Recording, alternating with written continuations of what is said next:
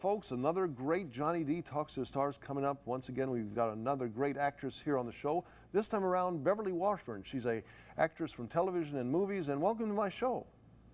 Well, thank you, Johnny D. It's so nice of you to have me on your show. I'm quite honored. Well, it's good to have you here. I'm honored to have you here on my show. And, well, basically, how are you doing today? I'm doing well, and I'm glad I was finally able to get on this Zoom. I'm old and kind of techie Oh, challenged, so sometimes it takes me a while. But no, no. thank you for helping me through this. Yeah, no worries, no worries. I mean, you're doing great. You're broadcasting great, and this is going to be a great broadcast. And first of all, let me just see, how did you get into the business of show business? Well, I actually started as a child model. I modeled children's clothes, and my mother had gotten me an agent, and I would go on all these countless auditions, and I never got the part because I didn't have any experience. And in the meantime, my older sister Audrey was an acrobat, Hmm. and she used to go around and entertain the troops, and she would go to the veterans hospitals and do her act, and I would sort of tag along. So at this one time, I was there with my sister, and Jock Mahoney happened to be there, and people will remember him as Yancey Derringer and the Range Rider. He was this big, handsome cowboy, Hmm. and I was about 5, I guess, at the time, 5 or 6, and I was mesmerized by this big, handsome cowboy, and we met. And a few months went by, and I was on an audition at Columbia Studios for a role in a movie called The Killer That Stalked New York. Well, as fate would have it, Jock Mahoney happened to walk in through the lobby because he was under contract to Columbia Studios at the time, and he remembered me. So he asked my mother what I was doing there, and she said, "Oh, she's reading for this role in this movie." And he said, "I'll be right back." So we found out later that he had gone into the producer and director and said, "Oh, this kid's great. She's done this, she's done that." I hadn't done a thing, really. So as this story goes, he lied. They believed him, and they gave me the part, kind of based on his, going to the bat for me. And so I really owe it to him because it's very hard. It's like a catch-22. People Hmm. don't want to hire you if you haven't done anything before, if you don't have experience. And yet, how do you get that experience unless they hire you? Uh-huh. So it was because of Jock Mahoney telling them that I had done all these things, which I hadn't. I got the role, and it was with Dorothy Malone, William Bishop, and Evelyn Keyes. And it was a speaking role. So after that, I had this one credit under my belt, so to speak. So from there, when I would go on the next audition and I could tell them that I had just done a speaking role in a movie, then it was easier to go on from there. And that's how I kind of segued into various movies. So after that, I did Here Comes the Groom with Bing Hmm. Crosby and Jane Wyman. It was directed by Frank Capra. And then I did Shane with Alan Ladd, and that was directed by George Stevens. And I did The Juggler with Kirk Douglas and Hans Christian Andersen with Danny Kaye. And so it just kind of, it went from there. I was very fortunate to be cast in so many roles. And then TV was just kind of coming into play. And so from the movies, then I started doing a lot of TV shows. Well, I mean, you did a lot of, again, before we got into the big time, we were going to talk about Old Yeller here in just a moment. So you Yeah. did, again, a lot of these shows, like you said, Danny Kaye, Alan Ladd, just to mention a few, Jane Wyman. Anybody leave any impression on you? I mean, I know you were young, and I mean, here you are Well, with some of the yeah. biggest stars of the time. Thank you. Yeah, several of them. And the thing is, John, I was too young to really appreciate it. Uh-huh. I didn't know who Bing Crosby was or Jack Benny or uh, Kirk Douglas or any people that I worked with. I didn't know that I was being directed by Cecil B. DeMille. That was in Wow. The Greatest Show on Earth. And I had a scene with Jimmy Stewart, and it was fun for me, but I didn't get that I was working with famous people. I didn't really know what famous meant actually. So for me, it was just fun. And it wasn't until I became older, an adult, and I realized as I look back over my career how fortunate, how blessed I was to have worked with such icons and so many wonderful people.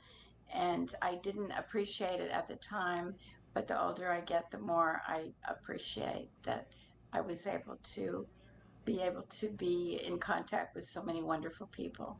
Yeah, I mean, again, I can understand. Certainly, when you were young, you didn't realize what was happening and everything. But still, I mean, you've got a great film history to just start off with. You know, to cross paths with all those folks, like you said, Bing Crosby, again, Alan Ladd, so legendary in Hollywood, and and again, then you got into the legendary film Old Yeller. I mean, the Disney film that was one of the biggest Disney box office films, and Old Yeller, and has been so popular from the 1950s, 1957, I believe, all the way to now, modern day. I mean, we talk about kids today growing up, or kids 20, 30, 40, 50 years ago growing up. Old Yeller left a big-time impression on them, especially because of the subject that we don't want to give away what happens to the folks at home. But what was it like being on the set of Old Yeller? It was wonderful. I'm a huge animal lover. I've got 3 rescues at home. I've got 2 little rescue dogs and a rescue cat. And just going to read for the role, I was so excited. And of course, I was just really hoping and praying that I would get the part, mainly because I would be working with a dog. And Old Yeller was a fabulous dog. His real name was Spike. Okay. And they got him out of an animal shelter.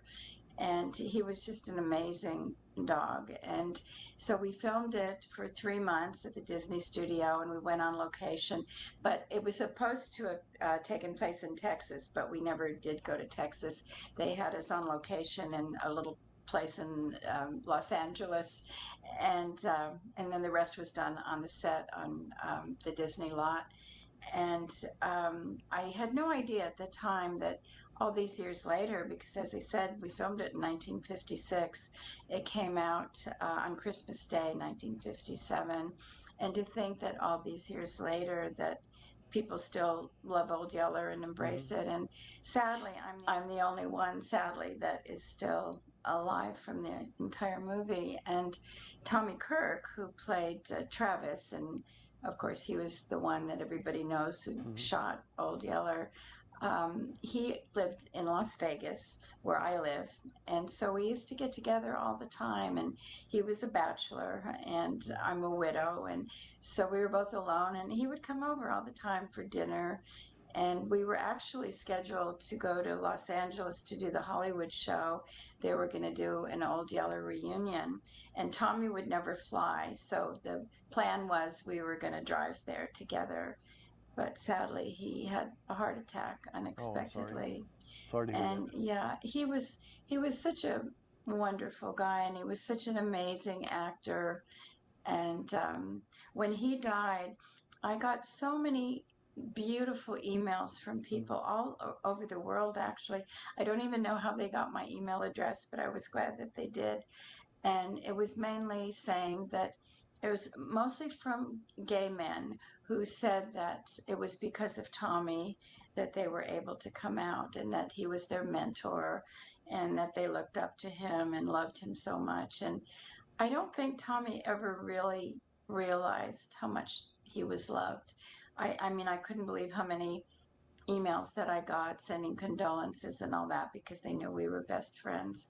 But he loved his fans, and his fans loved him so much. Sorry to hear about his passing. And again, it wasn't Yeah. too many years ago. It was what, 2019 or 2020 or something like that? Yeah, well, gosh, time goes by so quickly. Yeah, it was like 4 years ago, I Okay. believe.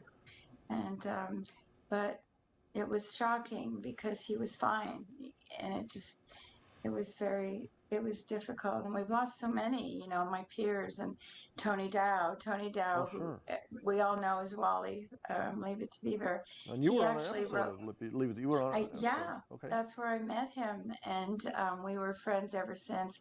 We did love letters together, and I did an episode of Leave It to Beaver. And he actually wrote the foreword for my book. Oh, wow. And he was just the sweetest, gentlest, just most humble. Did you ever get to meet him?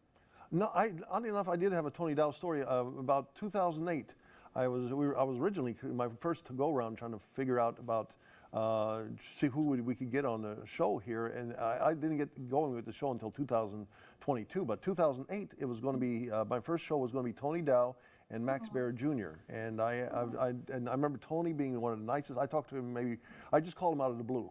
And 10 minutes I talked to him, and he was just so wonderful. And he was going to do the show, and he was going to just talk about everything. And again, one of the nicest people that I would say that I've ever talked to.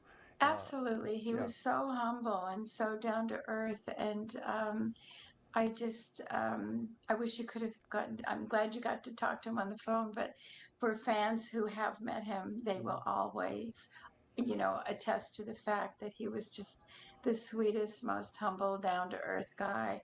And the fans just loved him. And yeah, he was a very special friend of mine, and I really miss him. And I'm still in touch with his beautiful wife, Lauren. We're still good friends. And it's been hard, getting older. It's all part of getting older, but we lose so many people along the way. Yeah, it's tough. I understand, and a lot of these folks you still have, most of the folks that we know in real life, the folks that are not on television, you don't, other than if you're recording a family get-together or something like that, you don't have videos of those folks. But here you have got Leave It to Beaver, you've got obviously Fess Parker and all the other folks, again, Tommy Kirk from Old Yeller, and it's like still great to have all those memories, right? Yeah, as we get older, that's what we have. We have our memories, and so many cherished memories. It's just, it's a wonder. In fact, I write a monthly column, and my column is called Hollywood Memories. Okay. And it's in a magazine called The Vegas Voice. And it's online as well as it goes out to all the retirement homes. And I'm syndicated in Idaho, Colorado, Nevada, and New York. And it's been a joy just to write every month, because I write about, well, it's called Hollywood Memories, and that's what it's about, of course, because I talk about my memories of growing up in Hollywood. I was born and raised in Hollywood, California, and I have so many fond memories. So it's all my column each month is about somebody that I've worked with, or a director or an actor, or some memory that I had over the years. And so it's been cathartic to write about old times, I understand. I say that, well, I mean, it would be nice to get it syndicated down here in the South, down here in Mississippi and western sections of Alabama. It would be great to read articles like that. But let me just go down, now that you mentioned reading, your Real Tears, Take Two. So is that the book that Tony Dow did a... yes, he wrote the forward for it. And, okay.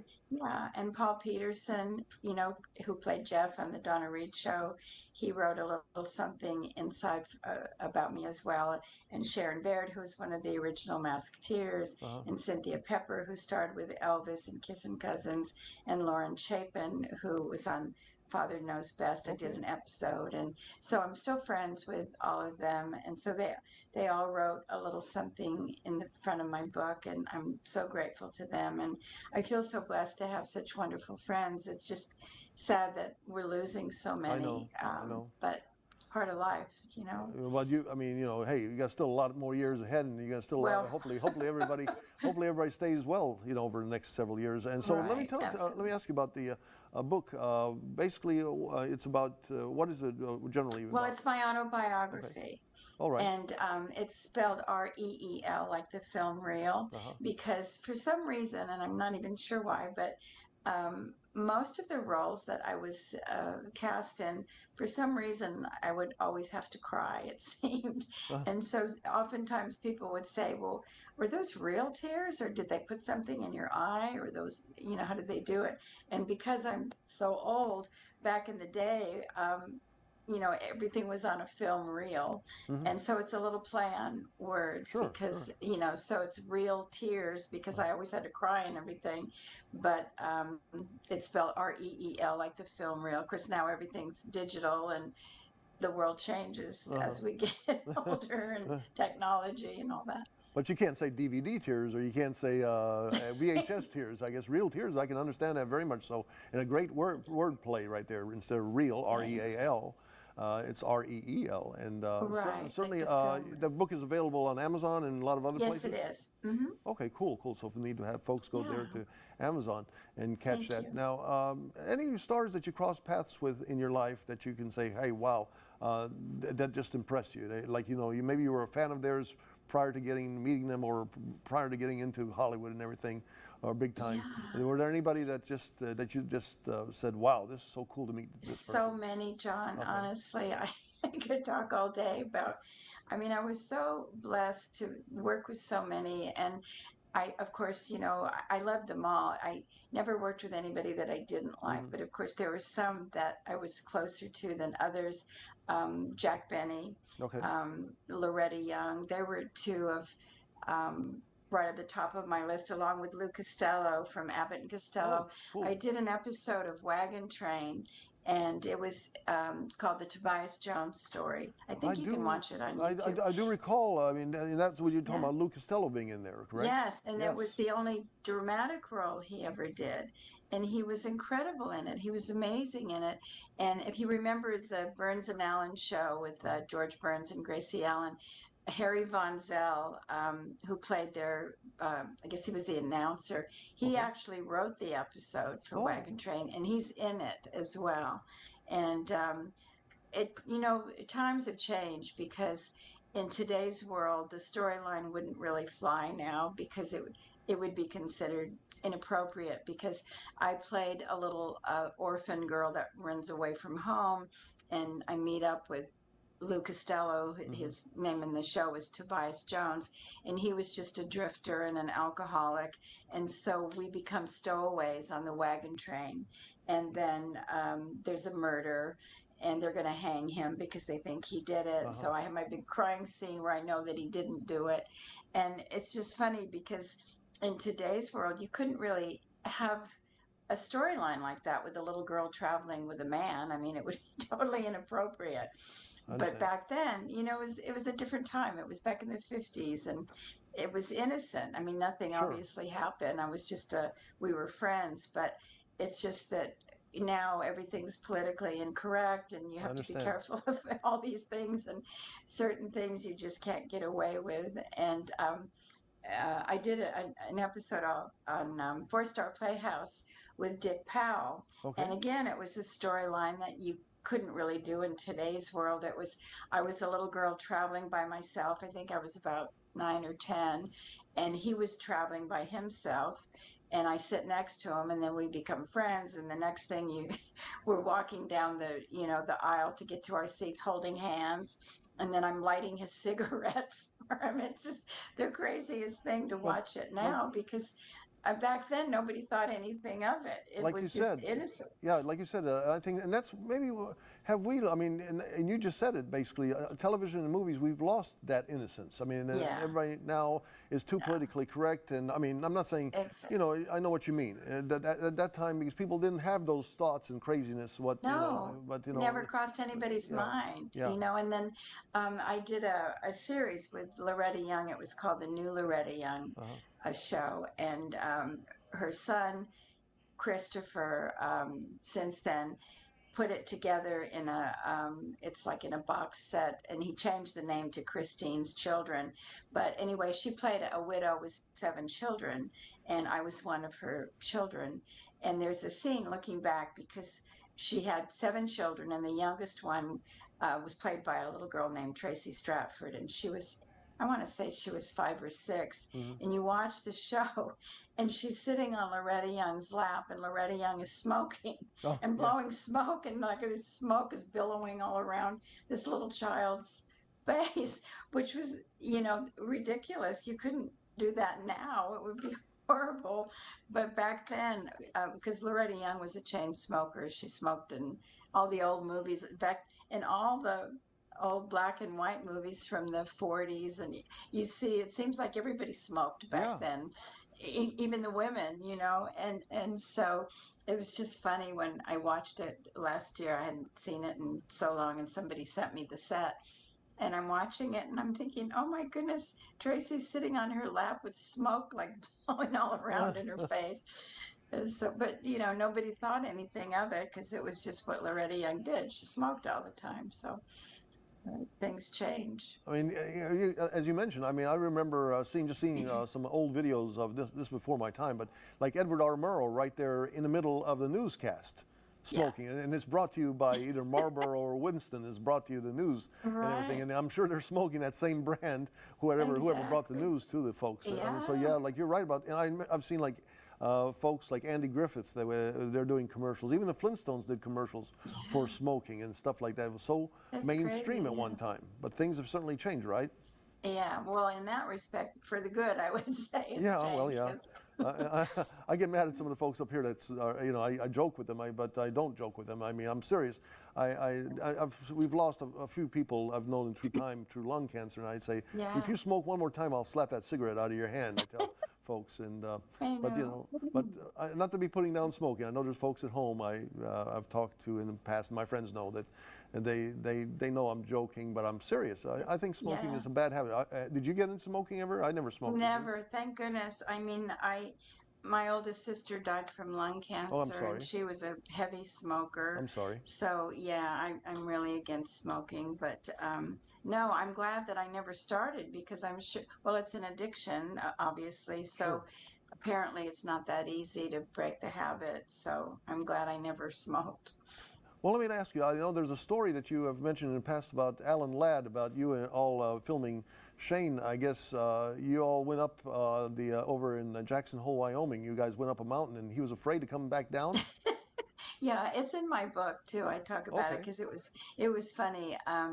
On our day off, they had this chairlift, ski lift, and to go up this mountain. And as it happened, Alan Ladd was right below me in the seat behind me, and we got up to the top. And of course, I have a picture of it in my book, and there was no seat belt or anything. You just sat in the chair and you went up this huge mountain. Hmm. So when we got up to the top, he got off and he refused to go back Oh down my. because he was scared. Huh. So they had to send a helicopter for him. And it was funny because, here's this big macho cowboy that you would, and so what happened is the next day, the crew, they were all teasing him and just in fun, and they were Hmm. saying, well, little Beverly didn't have a problem going down because I was 8.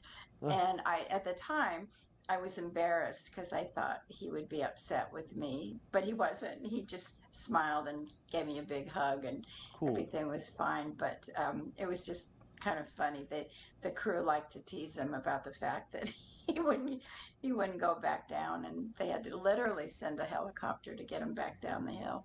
My goodness, and then you've had a career. I mean, I've seen obviously Old Yeller, and I've seen the Yeah, Star Trek episode from back when the Kirk and the Spock and Bones and everybody's aging. Now that's another one that you were in. Basically, you were in that TV show uh, yeah, that has stood out for many fans of Star Trek, where they're going through some sort of an aging, where some say they catch some sort of a ailment that causes them to age yeah. as time goes And on. I died of old age. Yeah. Yeah. And the joke is I always say, and I wasn't even wearing a red shirt, that the real Trekkies will know what that means because, it was kind of like if you wear a red shirt on that show, Oh, you're sure, sure. doomed. You're But doomed. Except for yeah, Scotty. I guess Scotty wore a red right. shirt. He survived. Yeah. But yeah, so starting next year, it'll be the 60th anniversary of Okay. Star Trek. Isn't that Wow. incredible? That is. And the Trek fans, I have to say, I mean, everybody has their own genre that they prefer. There's the people that like horror shows. There's the ones that like westerns, the Mhm. ones that like sci-fi and comedy or romantic things or whatever. But the Trekkies, they are just so devoted and they love they love everybody. I mean, I just was in one episode, but when I do these Star Trek conventions, it's just amazing to Oh, me sure. because they remember me, and I think, how do they remember me? I was just in one episode, but they do. They remember every character. They remember their dialogue. They remember the storyline.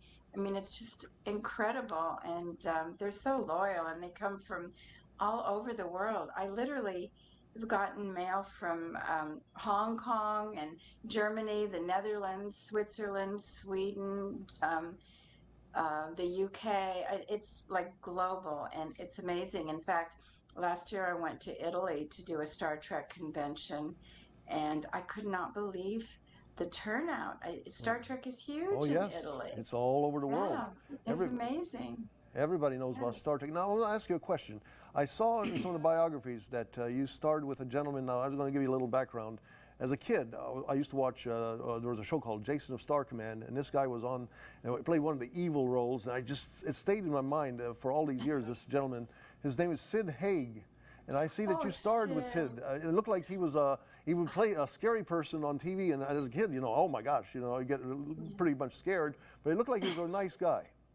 He was the best. I actually was fortunate enough to do two films with Sid.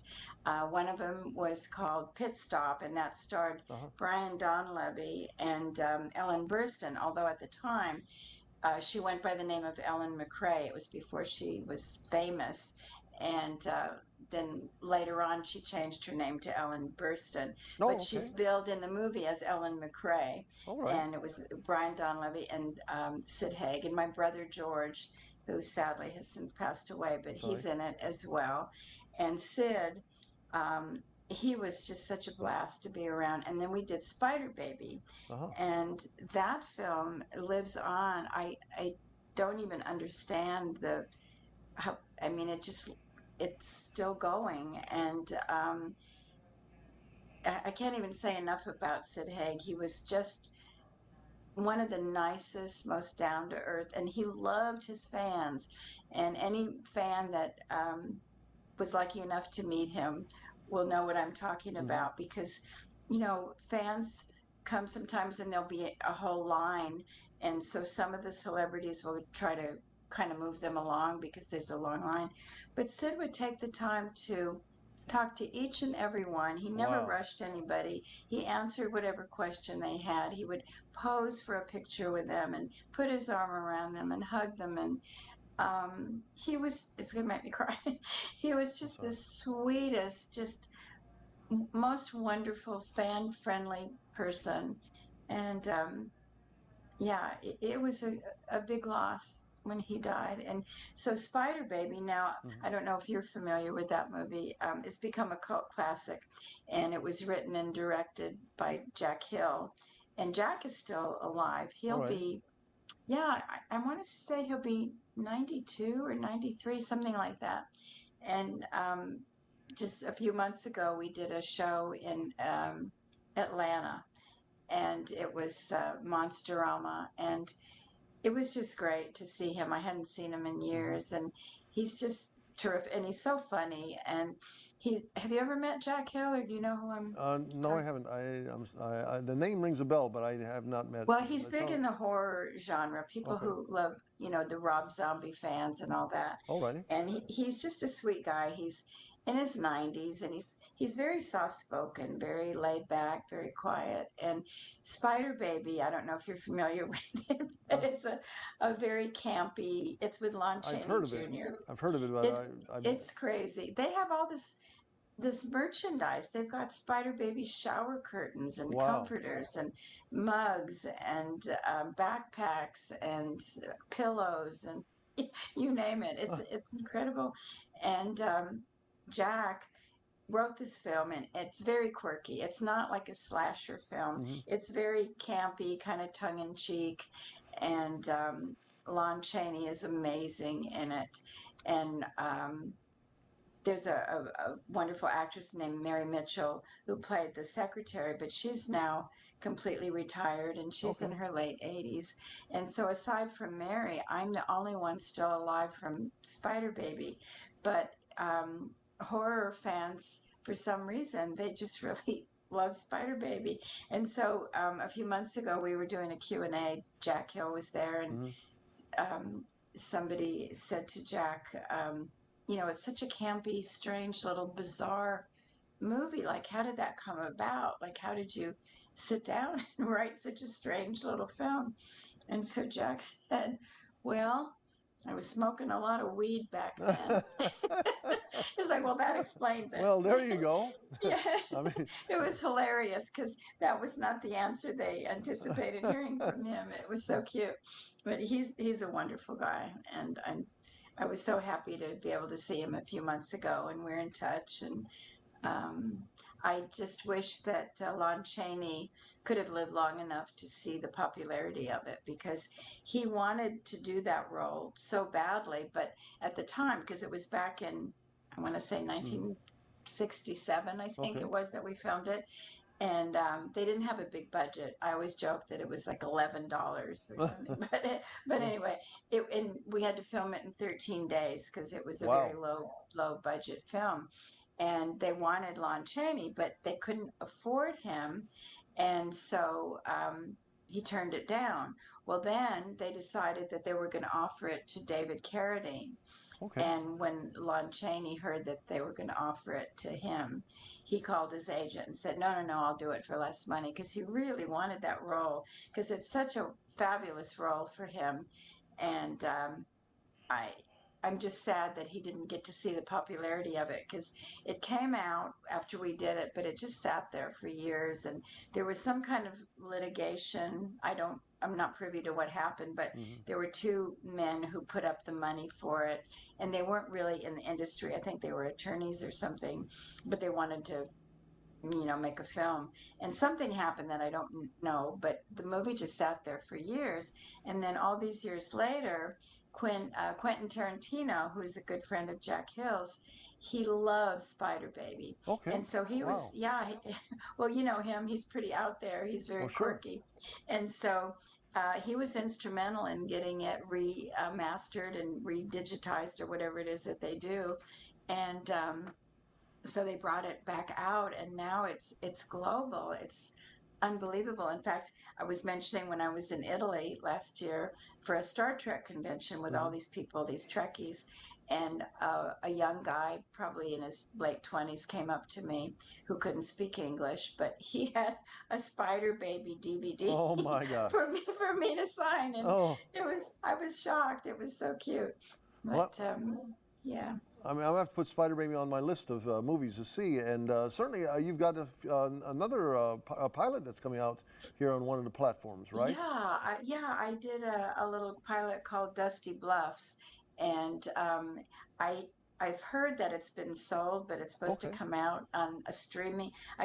I'm old, so I can't keep up with all this Trust me, technology, but apparently it's a lot to keep up with. streaming is the new thing, I guess. Oh yes. And so it's going to be on a streaming channel, and it was a really fun role. I just play this over the top crazy mother of the one. There's the main stars are two young guys, adorable, Jared Jackson and MP Cunningham, and MP also directed it, and they co-wrote it together. And it's a very strange little film. It's not for everybody. It's kind of in the realm of remember that film Dumb and Dumber Hmm. and Napoleon. What was that Napoleon crazy? Dynamite.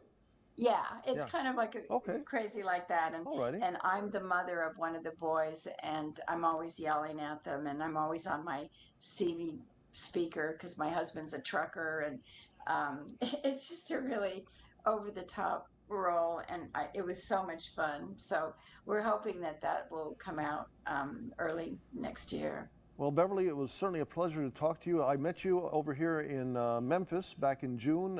You were one of the nicest folks to talk to Oh, at the Mid-South Nostalgia Fest, and we hope to yeah, have you that back. was a fun one, You have to, wasn't it? That oh was yes, really. yes, a lot of stars there, and we hope to have you back there too, maybe next year, or maybe, Oh, well, I hopefully. heard they're not doing it anymore. Is Are that you serious? true? That's the first on me. I did not know.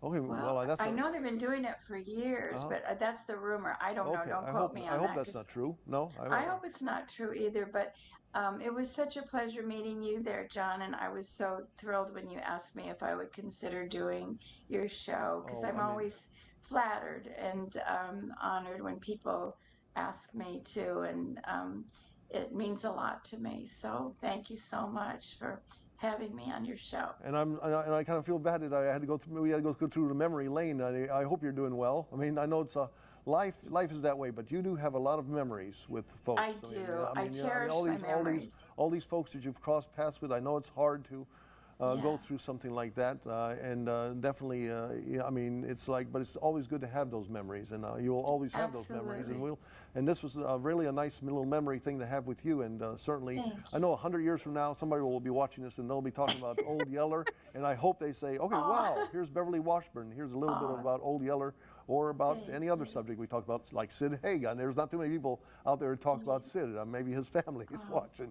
But again, as a kid, it's one of these things that I remember you, you know, obviously from Old Yeller, but it's like one of those things. Like I'm so proud that, and I mean, happy to have had you on my show here. And again, as I brought up the name Sid Haig, it's one of these things that as kids we're kind of, you know, out there, and you watch these character actors and people that are out there, and you always say, maybe one day we will talk, and it's been again a wonderful pleasure to have you here on the show. Oh, well, you're so sweet to say that, John. And you know, I always say when I do these panels and stuff, the fans that come up and they thank us for being there, it's so nice and it makes us feel so special. But I always feel like it should be the other way around, that we should be thanking the fans, because without them, we'd have no reason to do what we do or be at these conventions. So I just think it's important for whatever celebrity is doing a podcast or a show or a convention or whatever,